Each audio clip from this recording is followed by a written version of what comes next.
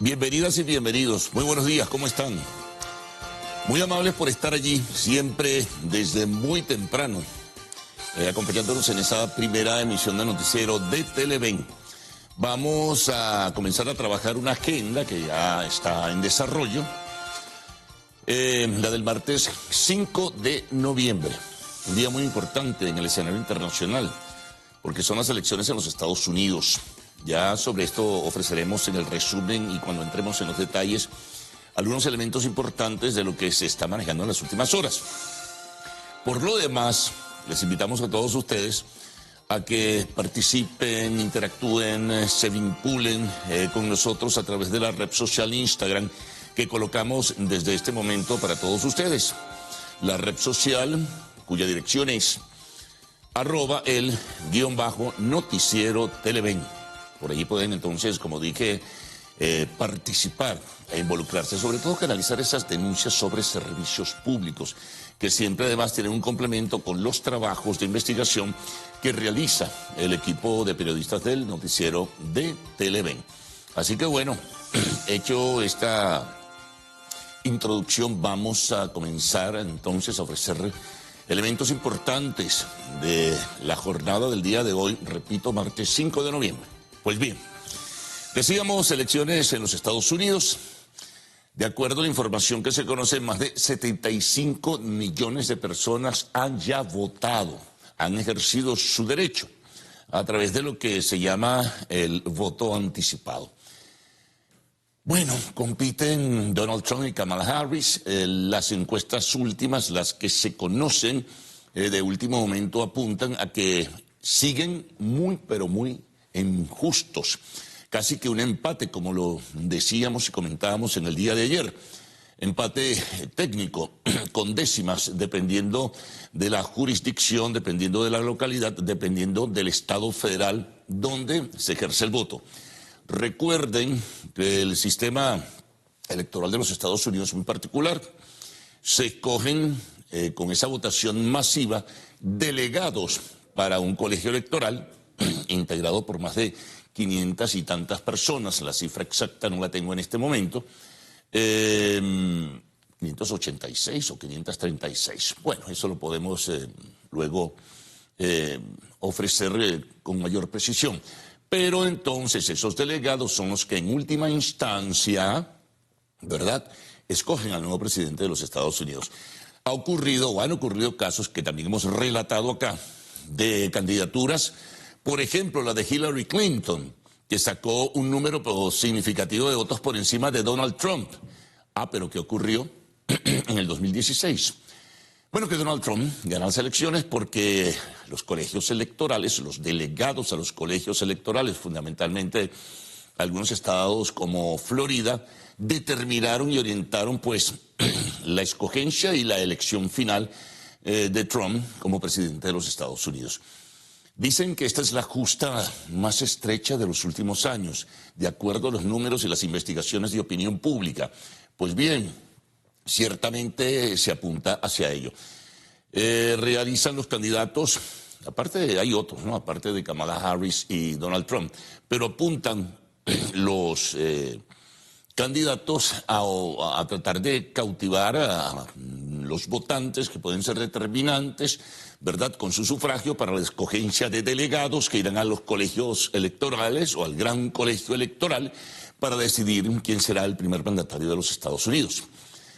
Bueno, se tejen todo tipo de comentarios y especulaciones, como suele ocurrir, y comienza entonces a reverberar qué puede pasar con la situación del Medio Oriente, qué puede pasar, en este caso que nos atañe en la relación diplomática entre Venezuela y los Estados Unidos, dependiendo de quién vaya a ganar.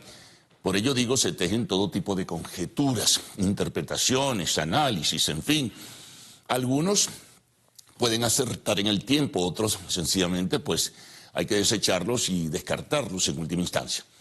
Ayer, por cierto, el presidente Maduro, en su habitual programa de los lunes, se refería al episodio electoral de los Estados Unidos, señalando que gane quien gane, ese gobierno, sea el de Trump o el de Kamala Harris, estará obligado a entenderse con el gobierno de Venezuela.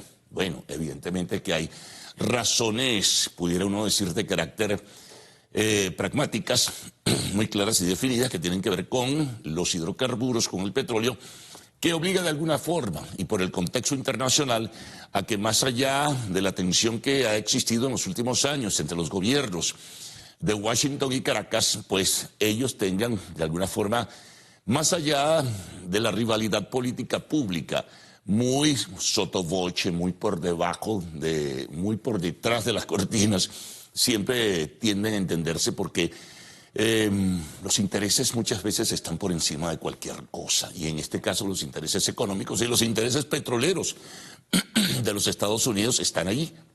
Y Venezuela es un seguro país para suministrar crudos a los Estados Unidos para luego, pues, utilizarlo en las refinerías de aquel país.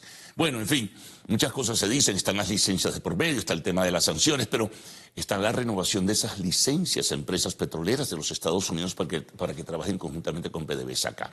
Bueno, pero más allá de este tema, lo significativo es que esa elección es importante para el mundo por el peso y la influencia que ejerce Estados Unidos en el escenario mundial. Así que tendremos cobertura, estaremos informándoles en esta emisión y en otras emisiones del noticiero de Teleen sobre esta circunstancia. Ayer también, por cierto, en una intervención muy particular, mucho más radical, pudiéramos decir, o con un pronóstico más sensible o delicado, el primer vicepresidente del PSV, Diosdado Cabello, decía que pudiera, por el tema de la confrontación interna en los Estados Unidos, bueno, registrarse hasta una guerra civil en ese país post-proceso electoral.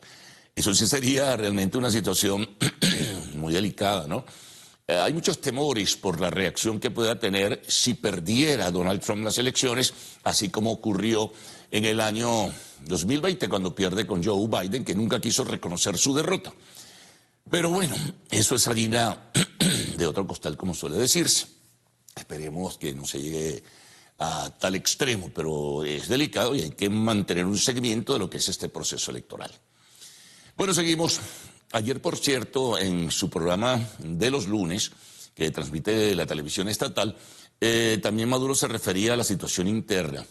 Renovaba criterios sobre un aparente o supuesto o presunto plan de desestabilización que maneja información al gobierno.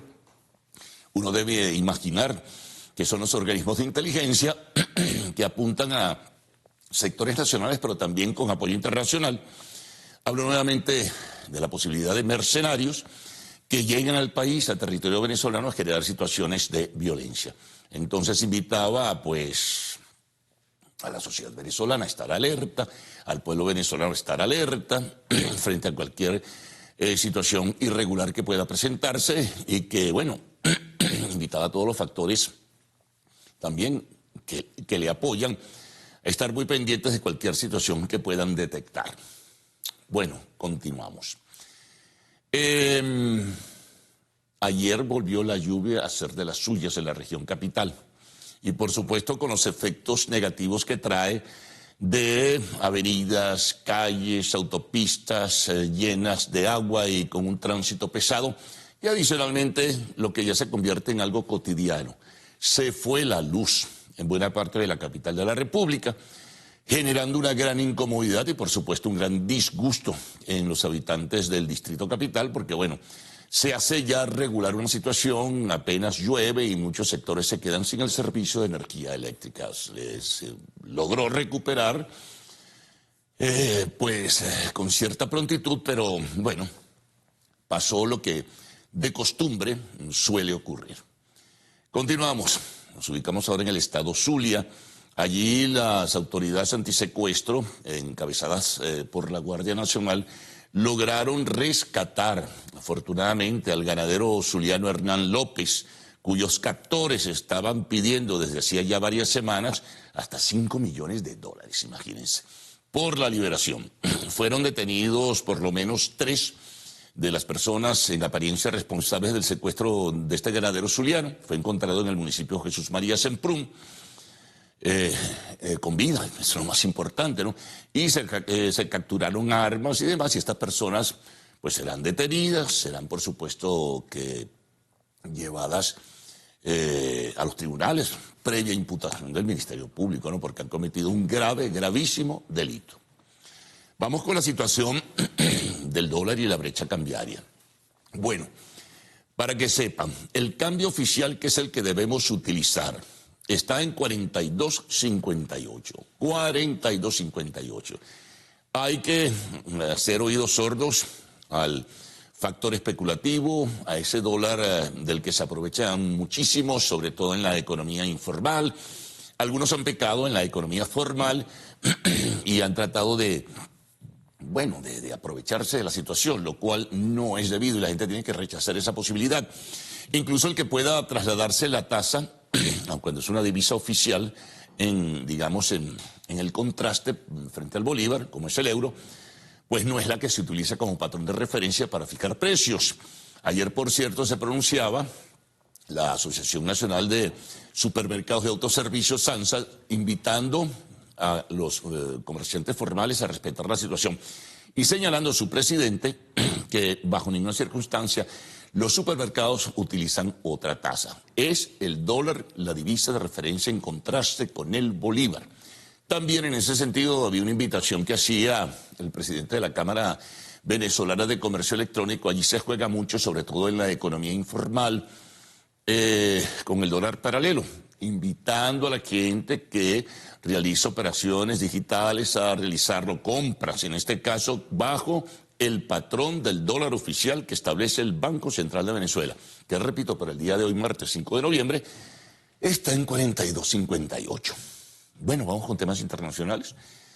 La situación en la Comunidad de Valencia en España sigue siendo crítica. El trabajo es arduo, intenso. No ha habido una nueva lista de personas fallecidas. Son más de 200, como hemos informado. En algunos casos se habla de 217, porque se suman las víctimas en la Comunidad de Andalucía, en zonas como Almería y Jerez de la Frontera y en otros lugares que ya hemos informado también. Otros hablan de la cifra sumando todo, 224, pero de los cuales 214 son de la Comunidad de Valencia. Sigue el trabajo de protección civil, del ejército español, de los voluntarios que han llegado a la Comunidad de Valencia por miles. Pero ahora, las últimas horas ha sido afectada a la Comunidad de Cataluña.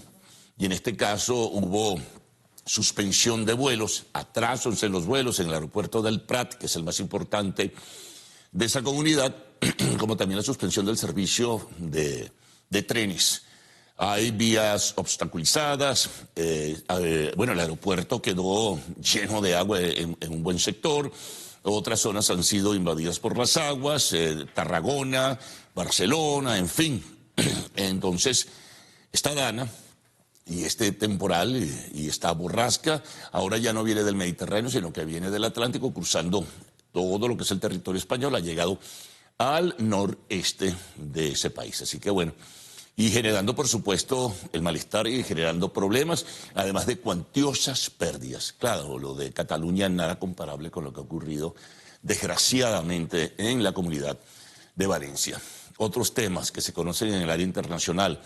Bueno, el responsable de las negociaciones de paz entre el grupo Segunda Marquetalia, que sigue en armas, disidente de las FARC, y el gobierno de Colombia señala que sí está vivo Iván Márquez, que no ha fallecido y que está en buenas condiciones.